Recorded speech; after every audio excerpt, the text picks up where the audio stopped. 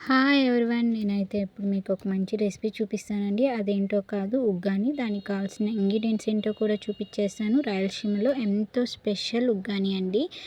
దానికి కావాల్సినవి టమోటాస్, పచ్చిమిర్చి, ఆనియన్స్ అండి. సింపుల్ ఇంగ్రీడియంట్స్, ఎంతో టేస్టీ అయిన ఉగ్గాని అయితే ప్రిపేర్ చేసేసుకుందాము. బాండిల్ పెట్టుకొని అందులో 2 టేబుల్ స్పూన్ ఆయిల్ వేసుకోండి, లేదా 4 టేబుల్ స్పూన్స్ దాకానే ఆయిల్ పడుతుంది.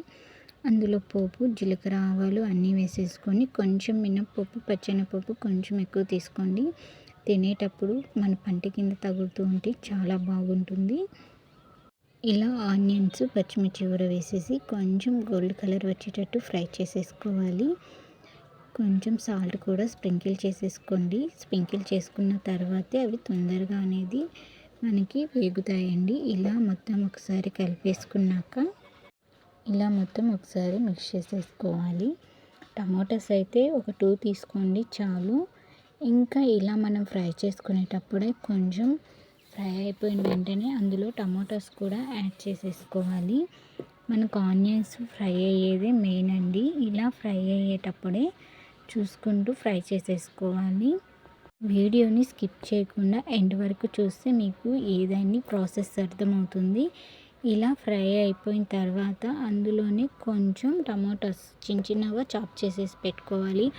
ఆనియన్ అయినా టమాటాస్ అయినా చిన్నగానే చాప్ చేసి పెట్టుకుంటే బాగా ఫ్రై అయిపోతాయండి, తొందరగా కుక్ అవుతాయి కూడా.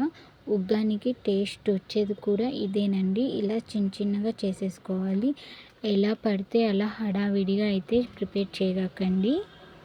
మూత పెట్టుకుంటే తొందరగా మగ్గిపోతుంది. ఇలా మగ్గిపోయిన వెంటనే అందులో కొంచెం కరివేపాకు కూడా వేసేసుకొని మొత్తం ఒకసారి మిక్స్ చేసేసుకోవాలి. అందులో 1 టేబుల్ స్పూన్ పసుపు అనేది కూడా యాడ్ చేసేసుకోండి. పసుపు ఒకటే యాడ్ చేసుకుంటారండి ఉగ్గానిలో, ఇంకా ఏం యాడ్ చేయాల్సినంత అవసరం లేదు.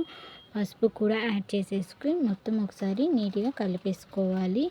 ఇప్పుడు నేను బొరుగులు ఉన్నాయి కదా, బొరుగులు చూపిస్తున్నానండి. అది ప్రాసెస్ ఎట్లా ఏంటి అని.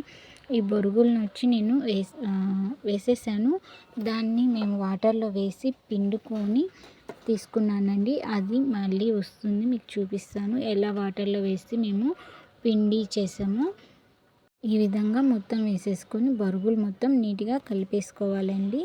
ఇలా కలుపుకున్నాక మనకి ఉగ్గాని అనేది రెడీ అయిపోతుంది. కానీ సాల్ట్ అనేది కూడా మెయిన్ అండి. సాల్ట్ కొంచెం ఎక్కువ యాడ్ చేసుకోండి. హాఫ్ లెమన్, మీరు తీసుకున్న క్వాంటిటీని బట్టి ఒక లెమన్ అన్నా వేసుకోండి, లేదంటే హాఫ్ అన్నా వేసుకోండి. నేను తీసుకున్న బొరుగుల క్వాంటిటీ ఎక్కువ కాబట్టి నేను ఒక లెమన్ మొత్తం తీసుకున్నాను. ఇలా మొత్తం ఒకసారి మళ్ళీ మిక్స్ చేసేసుకోవాలి. ఇలా మిక్స్ చేసుకున్నాక ఇది పప్పుల పొడి అండి.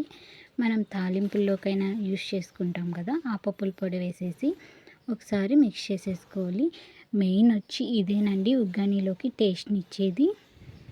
ఇలా వేసేసుకొని మొత్తం ఒకసారి మిక్స్ చేసేసుకోండి. మిక్స్ చేసుకున్నాక ఒక 5 to 10 మినిట్స్ బాగా వేడి అవ్వేదాకా ఉంచుకోండి. అంతే, ఎంతో టేస్టీ అయిన ఉగ్గాని రెడీ.